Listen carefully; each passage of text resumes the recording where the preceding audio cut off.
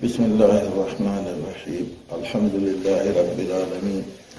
والصلاة والسلام على سيد الأنبياء والمرسلين نبينا محمد وعلى آله وصحبه أجمعين ومن اتبعهم بإحسان إلى يوم الدين. قال المؤلف حفظه الله: المسألة السادسة عشر، مسألة سبوء غوابا: من أكل أو شرب ناسيا، منيامي كوبو يرد ويجتي. عن أبي هريرة رضي الله عنه قال: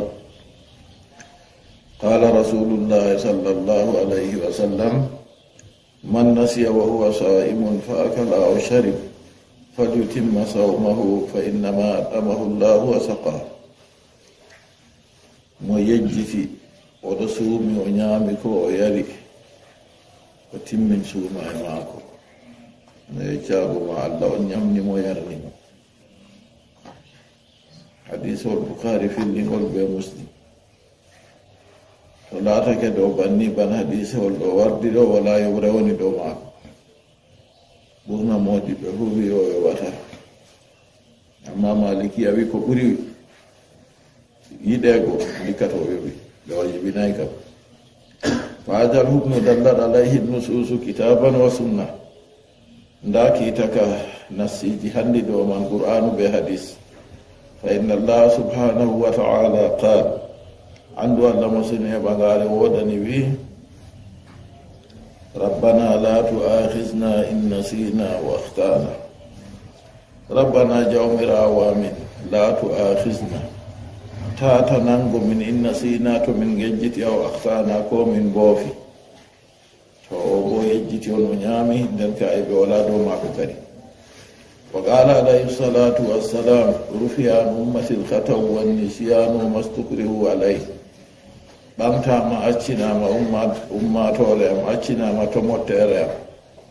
بوفل جتركي إكو بندولا دو ماجو أسيتو قدو وفي هو نانجرتاك بهم ويجتي هو نانجرتاك بماري وطولا ما هو نانجرتاك بماري. صحيح بطرقه حديث والمنقل صحيح والبيدة معقول. قال الشوكاني في فتح القدير حدثت معكم إن فرق القدير. وقد أخرج ابن ماجه وابن المنذر وابن حبان والطبراني والدارقطني والحاكم والبيهقي من حديث ابن عباس بيرو مودي بلم تابعه بمرتين والحديث عبد الله بن عباس رضي الله عنه. وأخرجه ابن ماجه من حديث أبي ذر مرفوعا بناه، والطبراني من حديث ثوبان وابن عمر والطبراني والبيهقي من حديث عقبة بن عامر. وأخرجه ابن عدي وأبو نعيم من حديث أبي بكرة. وأخرجه ابن أبي حاتم من حديث أم الدرداء.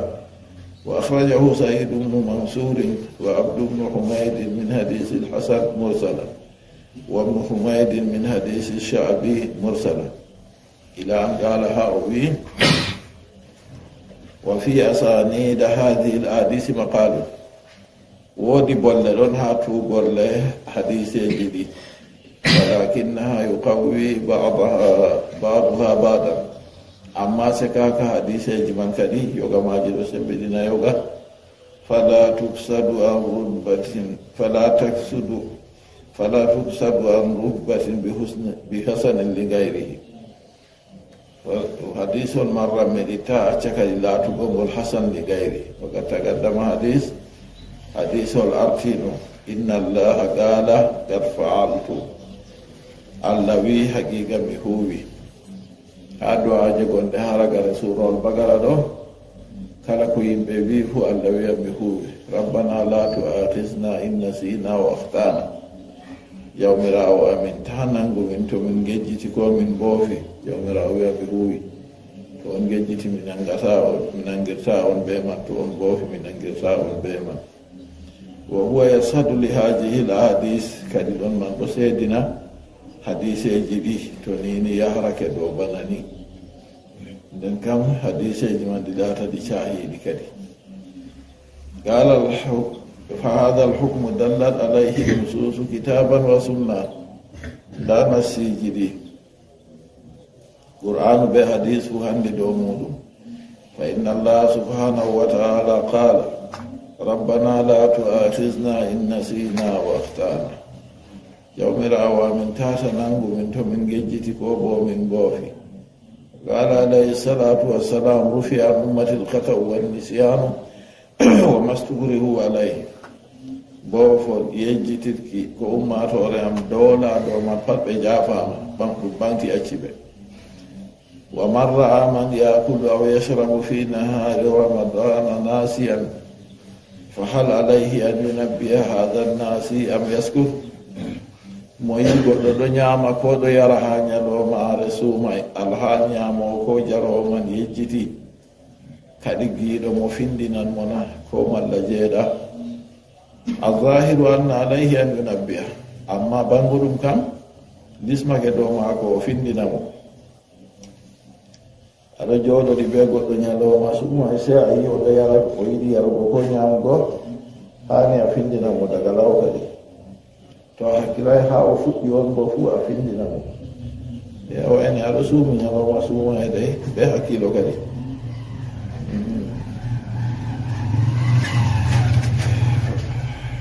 الظاهر أن عليه أن ينبه لأنه من باب الأمر بالمعروف والنصيحة ngam findini ko moɗon nder baabol umuruki mbondi e nasiha wa ta'awuni alal birri wa taqwa ɗum ɗon do wallotirki heedi mbondi e kulol Allah المسألة السابعة عشرة المسألة السابعة عشرة التحفظ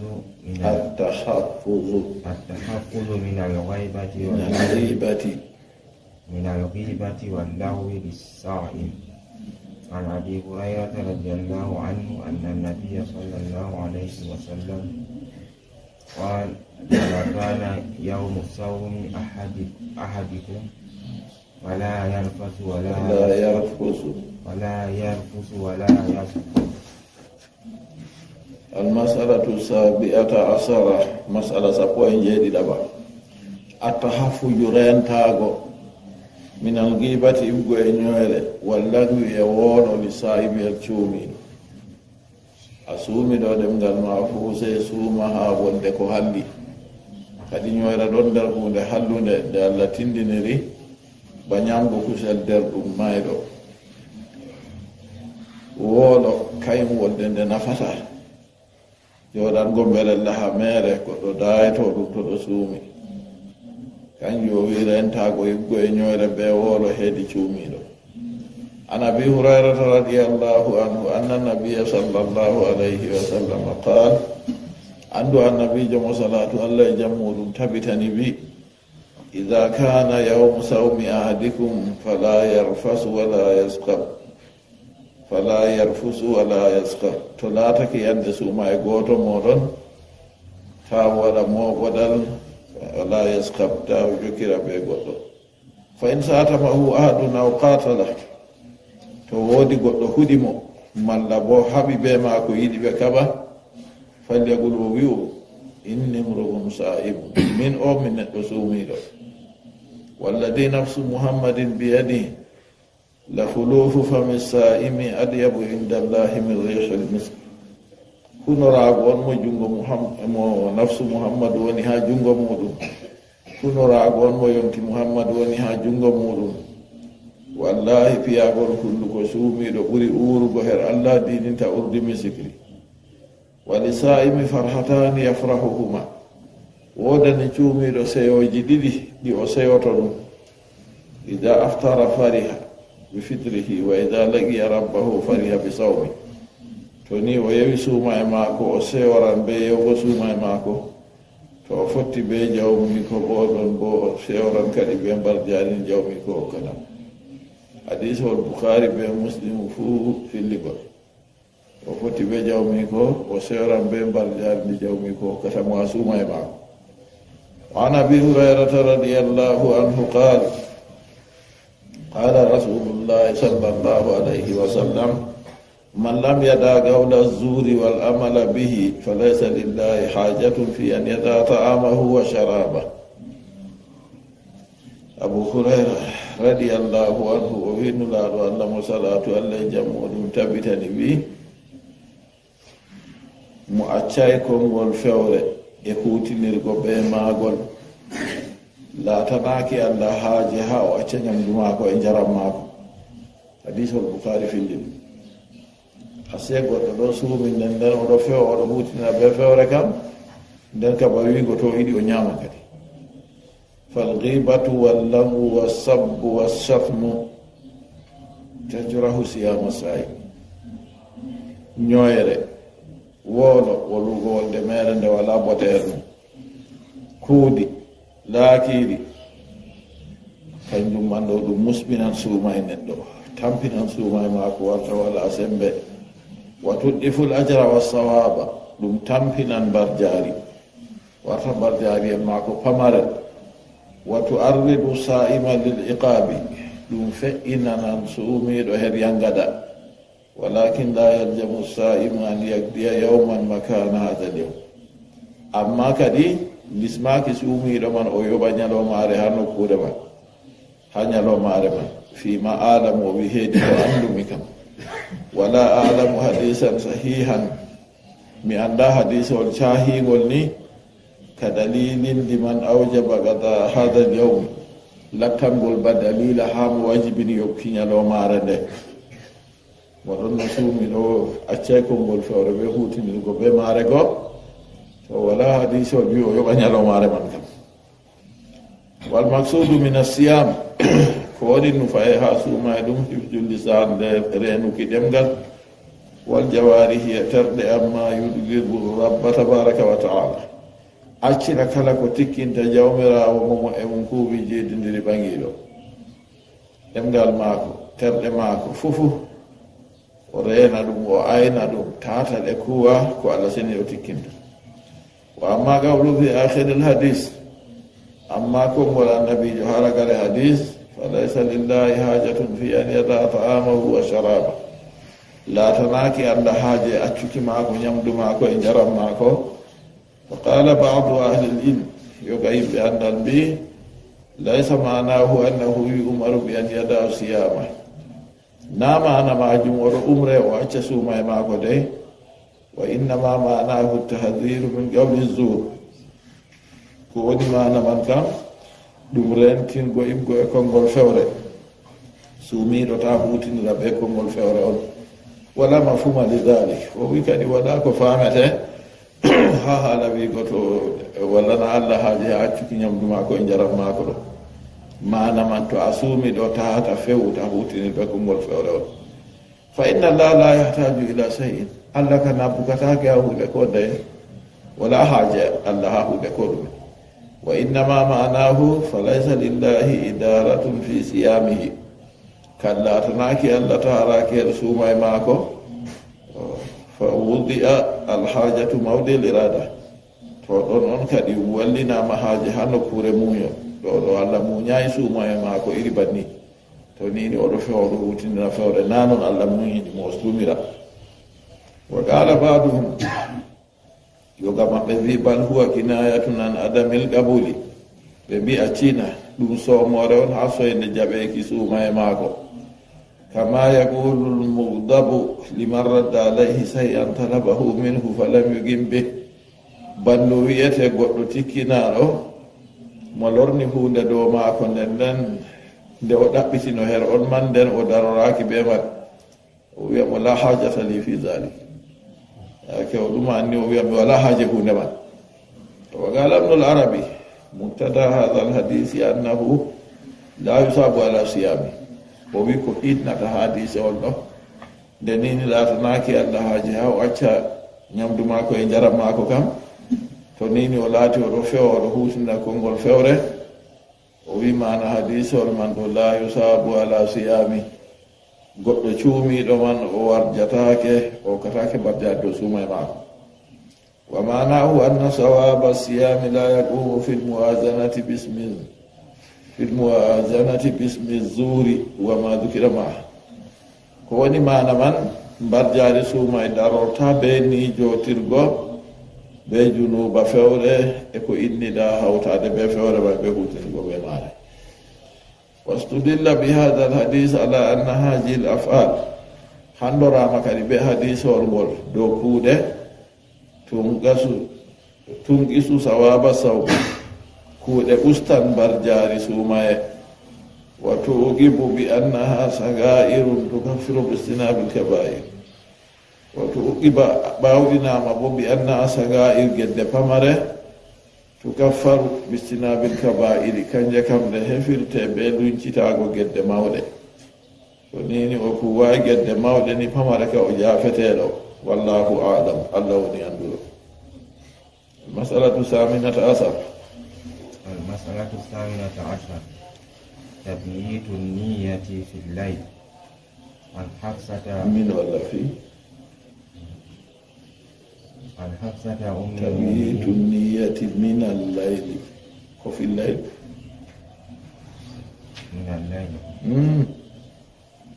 تبييت النية من الليل عن حفصة أم المؤمنين رضي الله عنها أن النبي صلى الله عليه وسلم قال من لم يبيت الصيام الصيام قبل الفجر فلا صيام له. المسألة الثامنة عشر مسألة سبق جوية تبا تبييت النية من الليل والدك بأنية دقى جمع suumotooɗo daga buulol ngaasay ho ata anniyam an hafsata ummil muminina radiyallahu anha hafsatu ɗum bintu umaron num cattaɓe radiyallahu anha nden ɗum teeɗiɗirawo annabijo sallllahu alayhi wa sallam kanjo wi ummil muminin allah seni ɗon soomirawɓe annabijo o wi wa aswajuhu ummahatul muminin teeɗiɗiramako ɗum jiidiraɓe muminin أن النبي صلى الله عليه وسلم قال وي أندو النبي جوي من لم يبيت الصيام قبل الفجر موالداي بأن يصوم يتقي سبولا فلا صيام له صوم ولا نام أن يصوم وصوم تجنغل سيوالد بأن هذا الحديث اختلف في رفعه ووقفه كثيرا حديث والمولورا مها بانتو كينغول إدارنو كينغول ندوي ɓantugol on yottingo annabijo sallllahu alayhi wa sallam darnukigol bo haqqinki ha sahabijo walladi tatma'innu ilayhi nafs wakfuhu amma ko nafsu de'itorto her muɗum kam darnukigol ngol latagol darnagol ha sahaboyo walihada yunzaru bizaman hadha albahsu irwal galil kanju kadi laare kadi ɗo lismi ha wiɗititki ha deftere innetende irwal galil والتلخيص الحبير بدفتر إنه تلخيص حبير ومال الترمذي والنسائي إلى ترجيح وقفه وصححه ترمذي أبو عيسى محمد ابن عيسى ابن سورة نسائي أحمد بن شعيب الريور إلى ترجيح وقفه فانيس نكي دار نكي وصححه للأنبو to ɓe wi hadisol man ngol marfuu nden wa sahahu marfu'an e mawqufu ɓe wi hadisol man ngol darnagol ɓe ɗiɗo wa sahahu mawquf marfu'an nden sahinigol ngol ɓagagol ngol yettina ha annabijo bo ibnu hujayma wa ibnu hibbana wa daraguni ibnu hujayma wa ibnu hibban wali daraguni ali ibnu umar wodan daraguni la siyama liman lam yafridhu min al-layl sumay wala namo farli inay sumay man daga jemma wa tabiitu siyam waldugo be anniyaɗo ɗum ɗume abdul qalbi bin niyati alayhi ibtida'an min akhiri al-layli wa awwali nahar kanjum woni haɓɓuki ɓernde be anniya dow sumay daga fuɗɗuki ragare jemma to jemma waɗi timmugo ni ɓe aran ñalowma daga yaake nder kadi o haɓɓata anniya maako to guulol gasay dede yaake man ɗon o haɓɓata anniya kadi wa niyatu ko woni anniya bo hiya ikhlasuhu lillah kañum woni laɓɓinki suuma e man ngam allah wabtiga'u wajhihi wa mardatihi bil amal e ɗaɓɓitirki jaati allah ɗaɓɓitirki yerda allah ɓe kuugal ولا بد أن يكون ذلك مصاحبا لجميع أجزاء الأمل من صيام وصلاة وغيرها كان يومي دهر ولا كدي bolwa ɗum ɗo anniya ɗo sehla ka laata musahiban ka ɗo wondi jami asjail amali kala moggal geɓe kuugal fuu kala kuugal ko goɗɗo huwata fuu innamal amalu binniyat se anniya ɗo ka tawe kuugal man ɗum suumaye ɗum julde ko mallatana muɗum fuu se anniya ɗo tawe wa min sardi sihati siyamil farida laalu ha heftata anniya man a itta seede a hokka goɗɗo talakajo to a nufri ɗum na hokki on nana ɗum hokkugo to sadaka a numri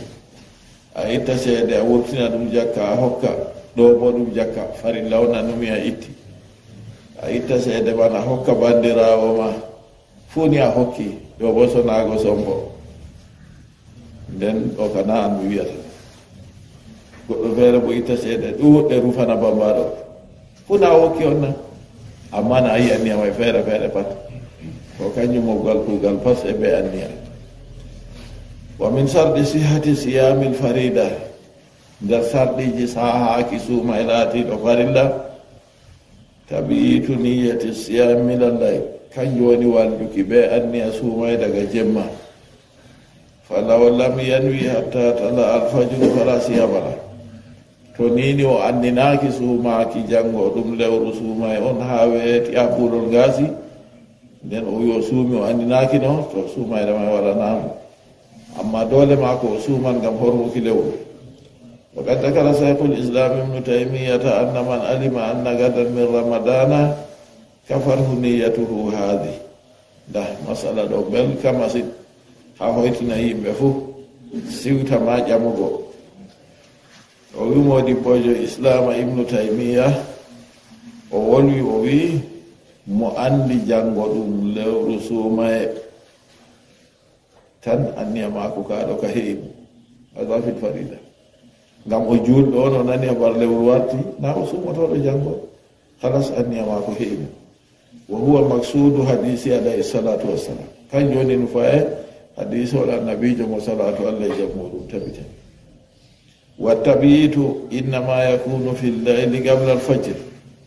walduki ɓe anniya ɗo ko muyata ɗo na daga aran jemma dey ɗum laatuɗo jemma yeeso gaasuki buulol tan to nini buulol ɓadi gaasugo lutti seeɗa o nani habar lewru o yanni a yaake on halas yanimo walaw bayyata niyatu qabla an yanama summa lam yastaygiz hatta tala alfajru lakafahu dhalik wondo to o walli ɓe anniya daga aran jemma o nani lewru warti o anninake o suumotoɗo se o waali o ɗaani o finayi ko o finani o tawi buulol gaasi halas anniya maako je aran jemma ɗo heƴima wa man lam yalam bi dukhuli shahri illa bada tului lfajri fa innahu yumsiku dhalika alyawm wa yakdi yawman makana mo anda lewru suumayeru dari koyna ha ɓaawa buulol gaasi o wi go yimɓe juuli suba timmini o jammino habaru lewru mo lewru dari ɓe yi lewru ha wuro ka jamin cuumi to mo andano ha buulol gaasi ɗo o jogito kadi o acca ñamgo ha ñalomare man amma o yoɓane nokkure ñalomare feere li annahu lam yafridi niyata min allayl ko waɗi o yoɓata ɗo ngam o farliɗi nayi anniya daga jemma almasalatu tasiya asr almasalatu tasiyata ashara niyatu nafilati fi siyam عن عائشة رضي الله عنها قالت دخل علي النبي صلى الله عليه وسلم ذات يوم فقال هل عندكم شيء؟ قلنا لا قال فإني صائم. المسألة التاسعة عشر مسألة سبوه جوه دي دابا نمنا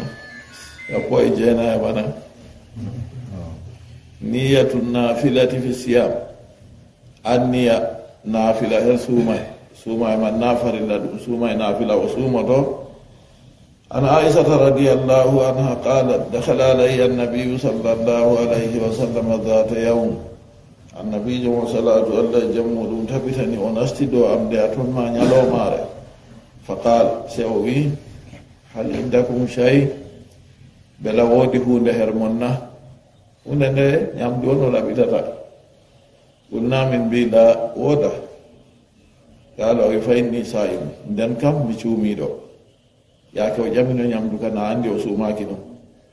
nde o tawi ñamdu wala o wi nden kam mi cuumiɗo summa atana yawman akhar ummul muminina aisha wi woti o warani min ñalomare wonde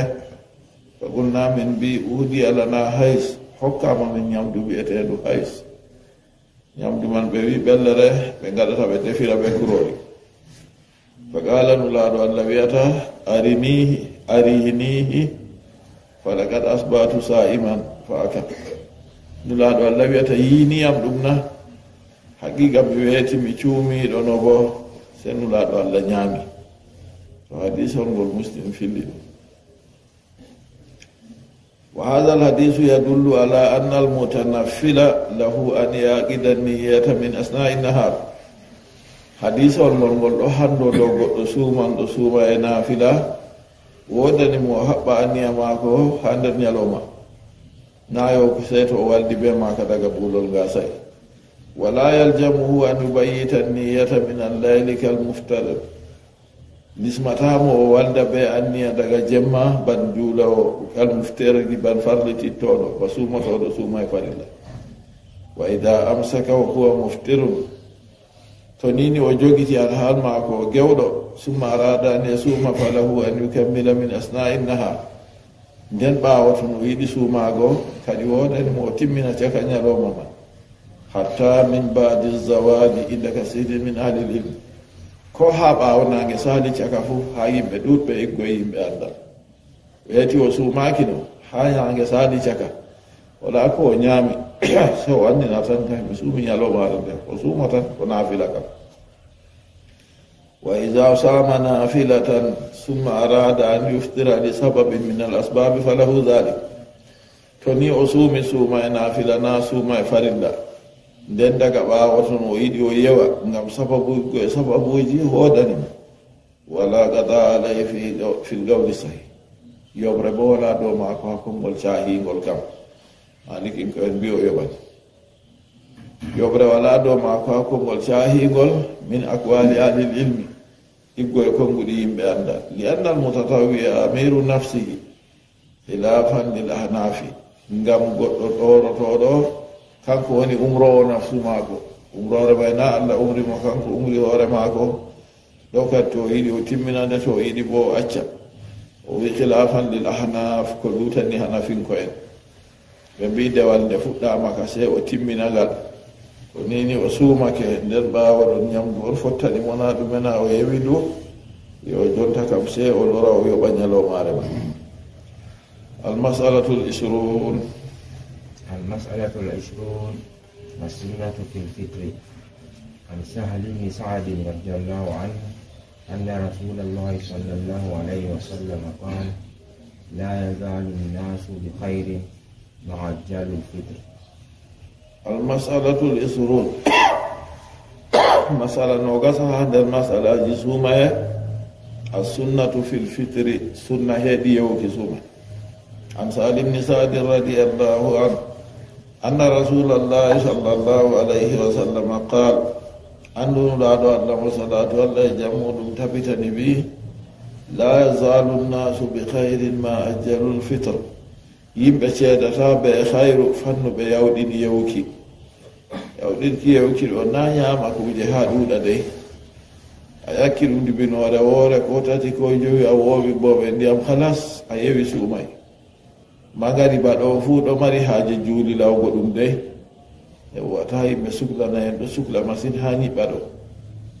ɓura ko a ƴakkiti binore woore ko tati ko joyi a woɓi boɓe ndiyam ma ton a hakkila kadi ta feeɗa ɗo takki ha ñi'e ma aɗo juula go aɗo nanada kam may aɗo moɗa a ñaami nder julde ñamata nder julde bo nde wonnan yo kanjum kadi to a waɗi ɗon ɗo yaake nden se a yigga hunduko ma kadi to woodi dibinoje man ko takkino ha ñi'e ma itta to ndiyam kana wala hala takki ha ñi'e kam hadisa ol Bukhari be Muslim fu filligol to hadisa ol laatake cembingol kadi ɗum daraja arande ha nden kam ɓi adamajo wonan dow majum bano annabijo wi yimɓe seedata ɓe hayru fannu ɓe yawɗini yewki wa fil hadisi an Umar radiyallahu anhu قال قال رسول الله صلى الله عليه وسلم إذا أقبل الليل من هنا فجمه ستري هدي دو وأدبر النهار من هنا نيالو ما تتري هردو وغربت الشمس ناغي متي فقد أفطر الصائم حقيقة شومي دو يوي أيوي بي أيواي فوياك يوغو سوما ودك أيوي تن فجعله مفطرا حكما وادي ودو جودو دو كيتا بدخول وقت الفطر بنستك وقت يوكي وإن لم يتناول شيئا كودي أناكي ودو كولا كو نعم ولا كو يرفو فمن الخطأ ما يصنعه البعض من العامة وأشباههم don der bofol ko yoga be jangaay huwata dum be nandu be mabbe jangi woyti andana dum jangi faamay en ko nandi non tamkinan fil ifdari hemyinki ha yewki aw malla bo fil imsaki qabla al fajr nantuki yeso bulo o accata o seto nyibbita wonde nder ruta yewgo ha way ha o tabbitina yowa mbayrugo bo o mbayra daga law iri ko nyamdi tati en ni e tata golol tawamo oɗo ñaama ɗo ɗum handayi na noon woni adina fa inna hada yastadi idhala juz'in min alwaqti alladi awjaba allahu fitrahu fi sawmi wa hada tanaqul o wi kadi ɗo ɗum ɗo ƴewna naadugo yeɓre nde wakkati ko allah sini ɗo wajibini yewki her muɗum suumay ɗo ɗum lugginki won ha diina lugginki ha sala keerol sar'a ɗum ɗo woɗayi وقد هلك المتضررون حقيقة لجنوا بكلكي من حديث أبي هريرة رضي الله عنه ومن حديث أبي هريرة رضي الله عنه عن النبي صلى الله عليه وسلم قال الله عز وجل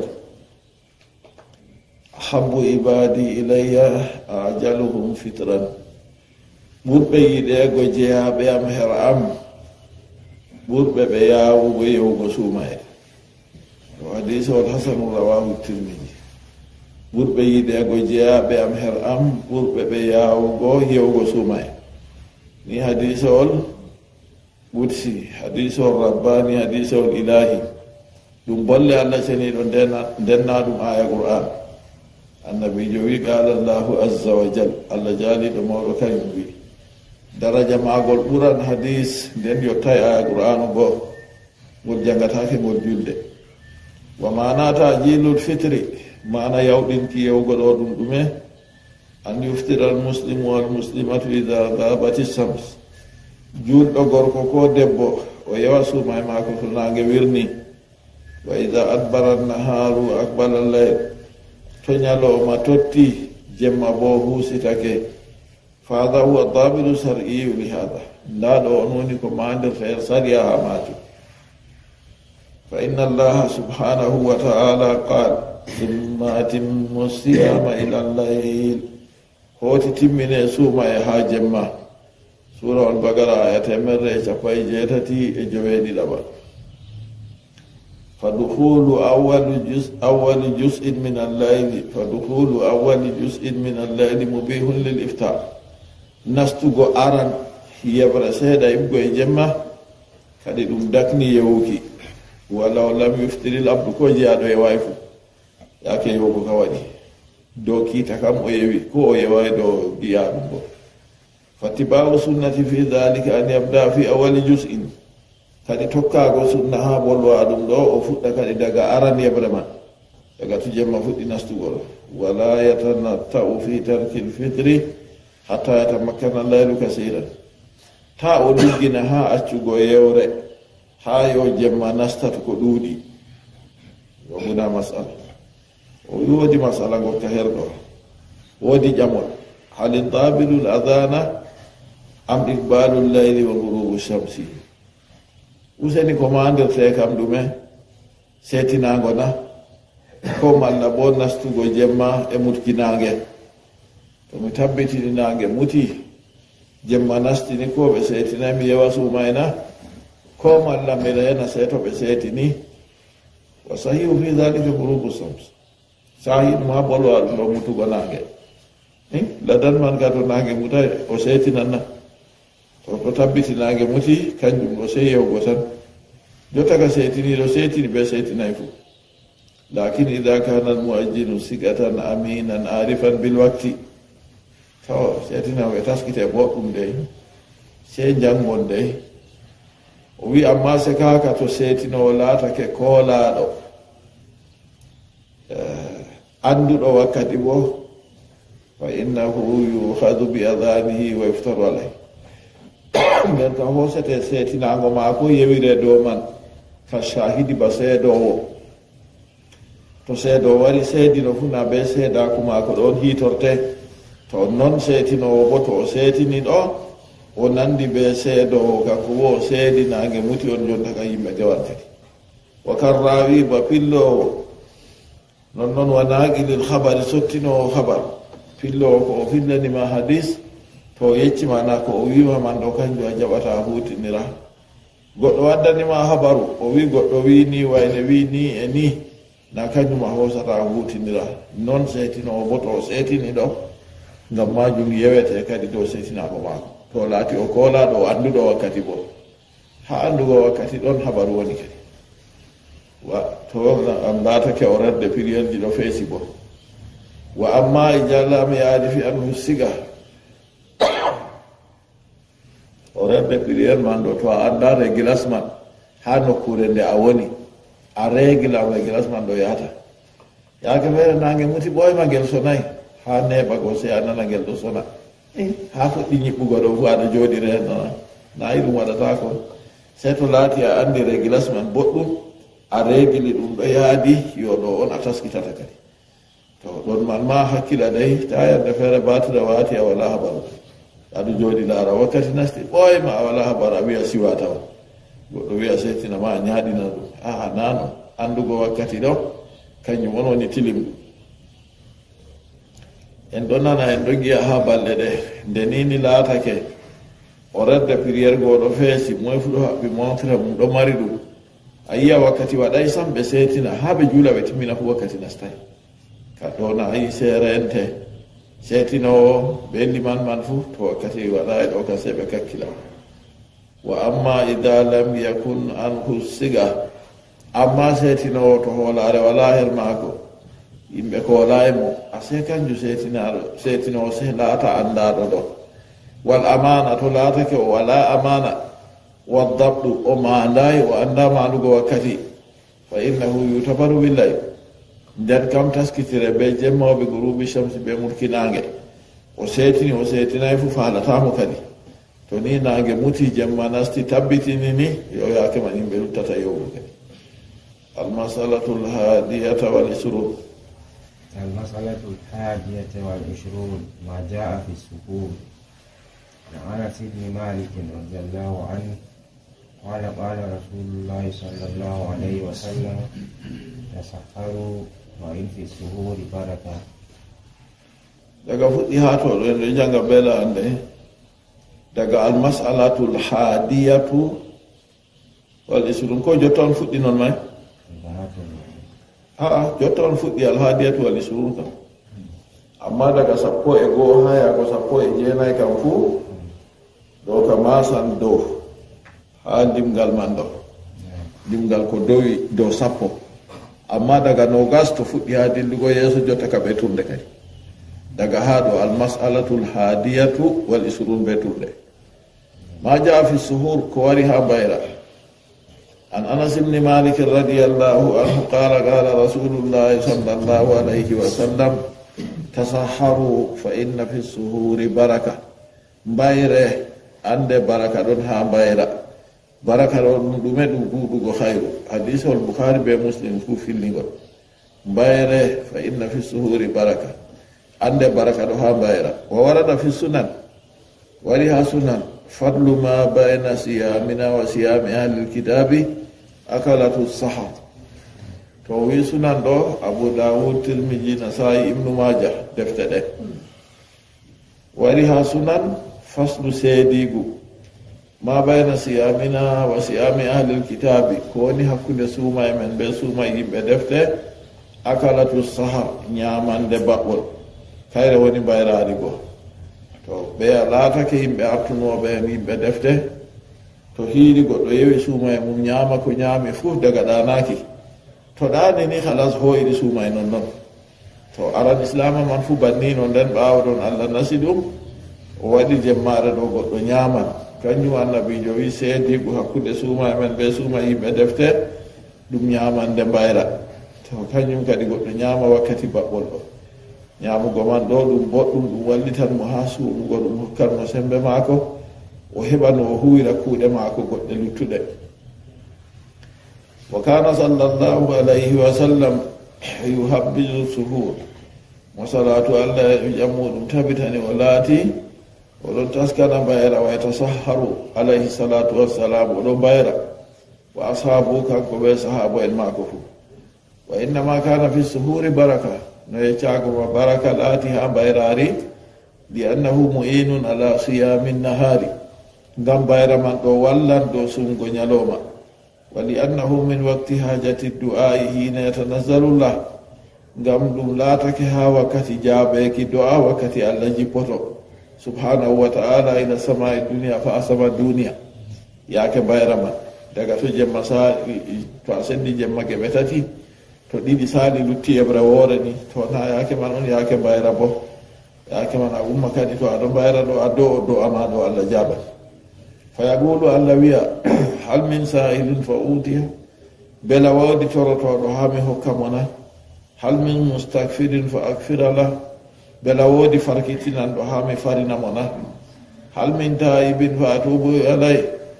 bela woodi tuubotoɗo ha mi jaɓa tuubu muɗum na li annahu itba'un li sunnati rasuli alayhi salatu wassalam noon kadi bo mbayra ɗum tokkaki sunna maako mo salatu allah e jammuɗum tabitani wa li annahu mukhalafatun li ahli lkitabi non ɗon ha mbayran o bo luutago yimɓe defte fa innahum kanu la yatasahharuna ija samu hamɓe ɓe laati ɓe mbayrata to ɓe suumoto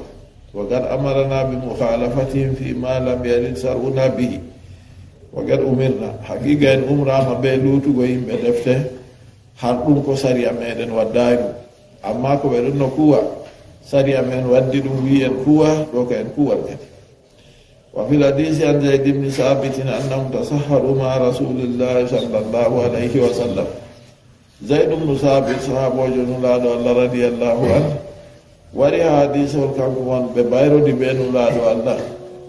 fa qila li zaydin se wiyama zaydu yo kam bayna suhuri wa adhanil fajr noy on woni hakkude mbayra mon ɓe seetinago fajira qala wi miqdaru ma yakra'u lqari'u 50 aya fodde janngo bawɗo janngugo qur'anu jangata ayaji 15 to ɓe mbi ɗum waɗan bana minti 4 ɓe retani amma lismaki dey tata wiya se a fonda to aɗo ñama ɗo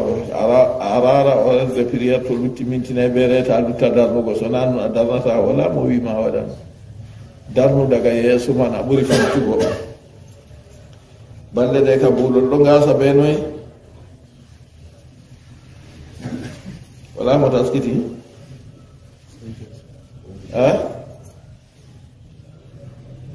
wolu yimɓe pat nana na min ɓema tan mi anda ten balle de buulol ɗo gasa ɓe noy woligo sadi woligo ɗum minti 7 malla minti 7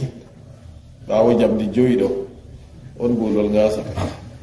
aɗo ñama irin kon jamdi 5 ɗo a yari ndiyam a wala ɓilla ko ɗume amma ta atamma tuma suma e tima dey balde ɗe on mi wima ɗum ɗo a eggugo ɗum eggat fa kana min assunnati an yakuna bayna al adhani wa bayna al kaffi an suhuri waqtun ka hadha al waqti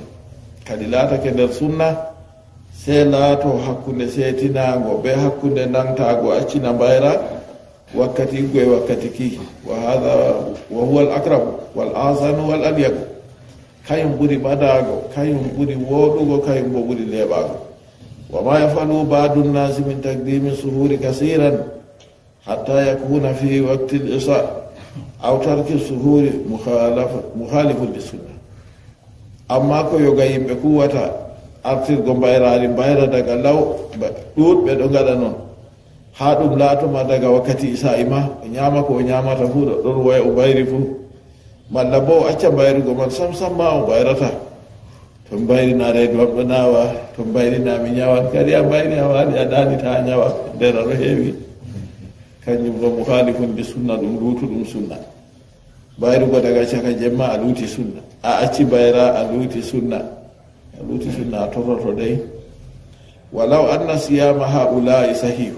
ko kam laatake suumay maɓɓe man sahiɗo bo walakinna al awla tiba'u amma se kaka ko ɓuri handugo kam tokkago annabijo alayhi salatu wassalam fi daqaiqa sunnatihi heedi no'iɗi sunna maako nasallah salamatu walafia wa salli llahuma wa sallim wa barik ala nabiyika wa rasulika muhammad wa ala alihi wa sahbihi